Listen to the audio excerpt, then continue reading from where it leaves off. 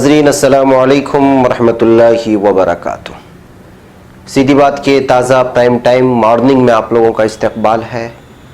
ناظرین، میں انصار عزیز ندوی آج کے اس پرائم ٹائم میں آپ لوگوں کے سامنے وہ خبریں جو بڑی خبروں کے سامنے دب جاتی ہیں جبکہ حقیقت میں وہ بھی بڑی خبریں ہوتی ہیں، میں وہ آپ لوگوں کے سامنے رکھنے کی کوشش کر رہا ہوں۔ جیسے ہماچل میں اس وقت تباہی مچی ہوئی ہے بارش اور سیلاب کی وجہ سے، اور کئی سینکڑوں لوگ بلکہ 125 اموات ہو چکی ہیں اب تک، جبکہ یہ مین اسٹریم میڈیا میں نہیں دکھایا جا رہا ہے۔ اسی طرح وزیر اعظم جموں کشمیر کے حالات کو فوراً بحال کرنے کے لیے سید احمد بخاری نے وزیر اعظم سے درخواست کی ہے۔ اسی طرح ایران کا بہت بڑا بیان آیا ہے کشمیر کو لے کر کے، کل میں نے صرف اشارہ کیا تھا اس کی جانب، میں تفصیلاً سناتا ہوں اس وقت۔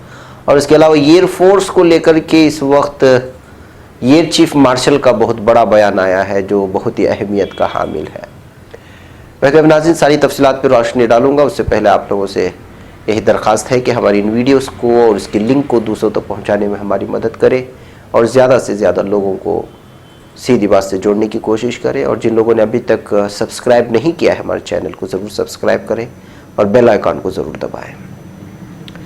بہرکیف ناظرین، سب سے پہلے بات کرتے ہیں ہماچل پردیش کی۔ اس سال بارش اور سیلاب سے شمالی ہند کے ہماچل پردیش اور اتراکھنڈ سے زیادہ شدید متاثر ہوئے ہیں یہاں کے علاقے، جبکہ اس سے پہلے کے دور میں ہونے والی بارش اور سیلاب سے کیرلا اور کرناٹک سب سے زیادہ سنگین طور پر اس کے زد میں آئے تھے۔ ہماچل میں بارش، سیلاب اور مٹی کے تودے گرنے کے واقعات میں اب تک 63 افراد اور اتراکھنڈ میں 62 افراد ہلاک جبکہ 6 دیگر لاپتہ ہیں۔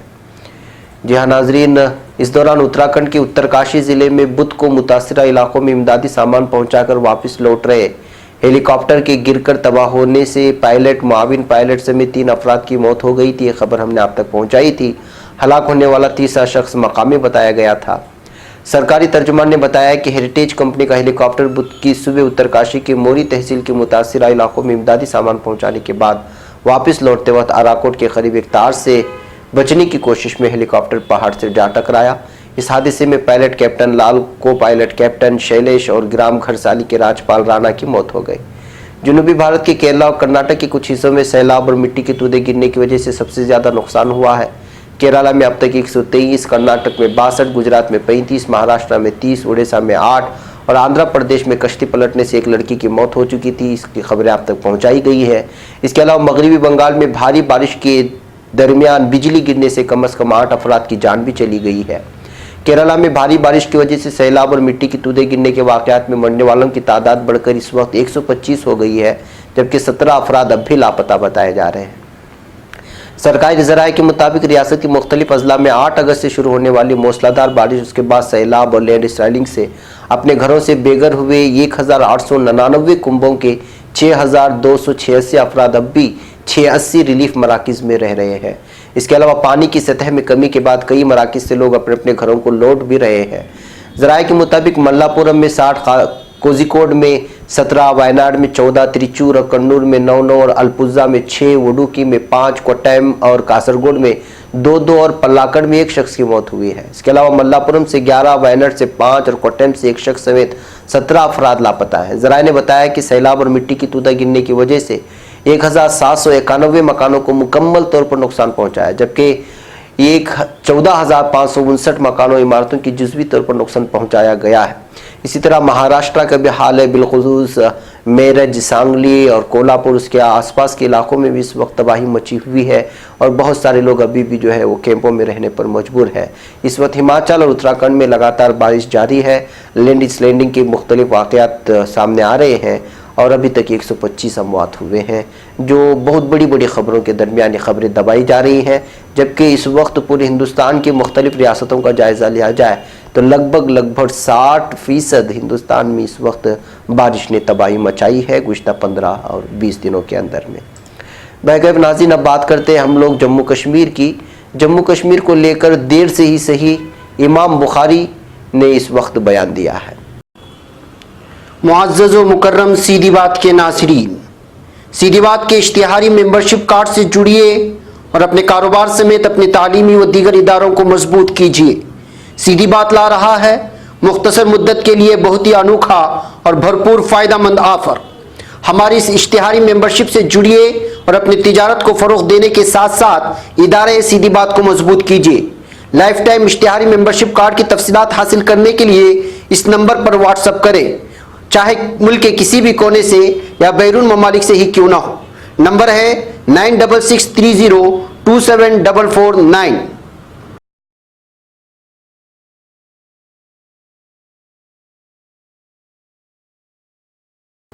जामे मस्जिद दिल्ली के शाही इमाम सैयद अहमद बुखारी ने वज़ीर-ए-आज़म नरेंद्र मोदी से अपील की है कि वो खुसूसी दिलचस्पी लेकर जम्मू कश्मीर के हालात फ़ौरन बहाल करें ताकि हिंदुस्तान दुश्मन अनासिर की रेशा दवानियाँ कामयाब ना होने पाएँ। शाही इमाम ने आज यहाँ जारी एक बयान में कहा कि कश्मीर के सिलसिले में कौमी और बैनुल अक़वामी ज़राए अबलाग से आने वाली खबरें तशवीश का बाइस है। इंसानी हुकूक़ के बाज़ बैनुल अक़वामी इदारों की रिपोर्टों ने सूरत हाल की संगीनी में मज़ीद इजाफ़ा कर दिया है। ऐसे में वज़ीर-ए-आज़म को खुसूसी दिलचस्पी लेकर कश्मीर के हालात को फौरी तौर पर बहाल करना चाहिए ताकि मुल्क दुश्मन अंदरूनी व बैरूनी ताकतें हमारी जमहूरियत और इंसानियत परस्ती की पॉलिसी को दागदार न कर सके। शाही इमाम ने कश्मीर में मेन स्ट्रीम की सियासी रहनुमाओं को गिरफ्तारी या नज़रबंदी पर भी तशवीश का इजहार करते हुए कहा कि वो सियासतदान जिन्होंने वादी में हमेशा हिंदुस्तानी आइन और तिरंगे को बुलंद रखा है, हमें नहीं मालूम कि आज वो किस हाल में है। उन्होंने मजीद कहा, अगर मुल्क को आगे जाना है तो अदल इंसाफ के तकाजे को पूरा करना होगा और सबके साथ यकसा सलूक रवा रखना होगा। आज हिंदुस्तानी मुसलमानों के जहनों में ये सवाल गर्दिश कर रहा है कि रियासत और इदारे कहाँ हैं, हम अपने तहफ़्फ़ुज़ के सिलसिले में किससे फरियाद करें। इमाम बुखारी ने इल्ज़ाम लगाया कि आज मुल्क के तूल अर्ज़ में हुजूमी तशद्दुद के बाइस खौफ हरास का जो माहौल पनप रहा है और इससे मुस्लिम और दलित नौजवानों की बेचैनी में जो मुतवातिर इजाफा हो रहा है वो मुल्क के मुस्तकबिल के लिए अच्छा शुगुन नहीं है। उन्होंने कहा कि जुल्म तशद्दुद, समाजी नाहमवारियाँ, मजहबी मुनाफरत, दहशत गर्दी और बर वक्त इंसाफ न मिलना मुल्क के लिए अच्छी बात नहीं है। साबिक मरकजी वजीर और कांग्रेस की सीनियर रहनुमा पी चिदम्बरम की गिरफ्तारी को गैर मामूली वाक़या करार देते हुए शाही इमाम ने कहा कि वाक़या अपने अंदर एक सबक भी रखता है। कांग्रेस के दौरे हुकूमत में हज़ारों मुस्लिम कश फसादात हुए और बेशुमार मुस्लिम नौजवान दहशतगर्दी के इल्ज़ाम में पकड़े गए।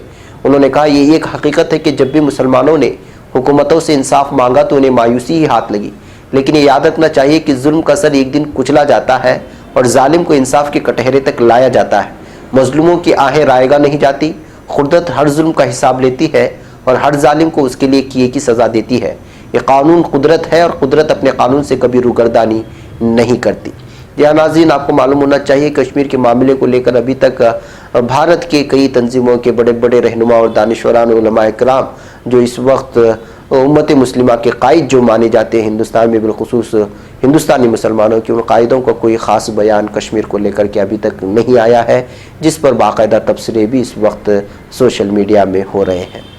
बहरकैफ इस बीच कल मैंने आपको इशारा दिया था प्राइम टाइम में कि जो ईरान ने भी बयान दिया है कश्मीर मामले को लेकर, तो मैं तफसीलात आप लोगों के सामने रखता हूँ। जम्मू कश्मीर से आर्टिकल 370 हटाए जाने के 2 हफ्ते बाद ईरान की सीनियर रहनुमा आयतुल्लाह सईद अली खामिनाई ने कश्मीर में मुसलमानों की हालत को लेकर तशवीश का इजहार किया है।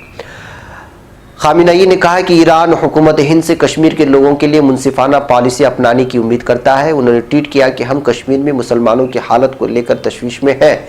हिंदुस्तान के साथ हमारे रिश्ते अच्छे हैं। हम हुकूमत हिंद से कश्मीर में मासूम लोगों के लिए मुनसिफाना पॉलिसी अपनाने और इस खित्ते में मुसलमानों पर जुल्म ज़्यादती नहीं किए जाने की उम्मीद करते हैं। उन्होंने मौजूदा हालात के लिए बरतानिया को जिम्मेदार ठहराते हुए कहा कि कश्मीर में मौजूदा हालात और हिंदो पाक के बीच उसको लेकर कशीदगी बरतानिया हुकूमत के उन गलत इक़दाम का नतीजा है जो उन्होंने बर्र सग़ीर को छोड़ते हुए उठाए थे। बरतानिया ने जानबूझकर ये ज़ख्म इस खित्ते में छोड़ दिया था ताकि कश्मीर में जद्दोजहद जारी रहे। काबिल ज़िक्र है कि ईरानी हुकूमत के मुकाबले खामिनाई हमेशा से कश्मीर मुद्दों पर खुलकर बात करते रहे हैं, लेकिन ये शायद पहली बार है कि उन्होंने कश्मीर पर इस तरह से ट्वीट किया है। ईरानी हुकूमत पहले ही कश्मीर मामले पर 2 बयान जारी कर चुकी है। शुरुआती बयान में ईरान के वज़ीर ख़ारिजा ने कहा था कि हिंदुस्तान और पाकिस्तान उसके दोस्त हैं और ये कि खित्ते के हैं। वो उम्मीद करते हैं कि इस मामले में बातचीत के तरीक़े को अपनाया जाएगा और आवाम के मफाद में मुअस्सर खिदमात किए जाएंगे। वहीं जब पाकिस्तान के वज़ीर-ए-आज़म इमरान खान ने ईरानी सदर हसन रूहानी से गुज़श्ता 11 अगस्त को बात की थी तो वज़ारत ख़ारिजा ने बताया था कि ईरानी का पैगाम दोनों मुल्कों के लिए है, वो अमन व अमान की बहाली में मदद करें और कश्मीर में जुल्म व ज़्यादती पर रोक लगाएं। बहरकैफ नाज़रीन, इस वक्त खामिनाई की जानिब से बयान आने पर इस बयान को गैर मामूली अहमियत दी जा रही है। اس لیے کہ جو ہے بہت سارے مسلم ممالک ابھی تک کشمیری حالت کو لے کر، کشمیر میں جو صورتحال ہے بالخصوص خلیجی ممالک اور مسلم ممالک جو مانے جاتے ہیں، وہاں کی جانب سے ابھی تک کشمیر کے سلسلے میں کسی نے بھی ابھی تک کوئی لب نہیں کھولا ہے سوائے ترکی اور ایران کے۔ بہرکیف ناظرین، اب میں ایک بات کرتا ہوں، آخری رپورٹ ہے جو اہم ترین ہے اور ہندوستان کی انڈین فورس سے تعلق رکھتی ہے۔ انڈین ایئر فورس میں نئے جنگی طیاروں کی کمی پر ایئر چیف مارشل نے کہا کہ انڈین ایئر فورس 44 سالہ پرانا مگ 21 جنگی طیارہ اڑا رہی ہے، جبکہ کوئی اتنے وقت تک اپنی کار بھی نہیں چلا تھا۔ منگل کو ایئر فورس کے ایک سیمینار میں ایئر چیف مارشل نے یہ بات کہی۔ انہوں نے کہا، ہم آج بھی 44 سالہ پرانا مگ 21 اڑا رہے ہیں، لیکن کوئی زمانے کی کار بھی نہیں چلا تھا۔ این ڈی ٹی وی کی رپورٹ کے مطابق دھنوا نے کہا، ایئر فورس کا 21 جنگی طیارہ 4 دہائی سے زیادہ پرانا ہو گیا ہے، لیکن ابھی بھی یہ جنگی طیارہ ایئر فورس کی ریڑھ کی ہڈی بنا ہوا ہے۔ دنیا میں شاید ہی کوئی ملک اتنا پرانا جنگی طیارہ اڑاتا ہے۔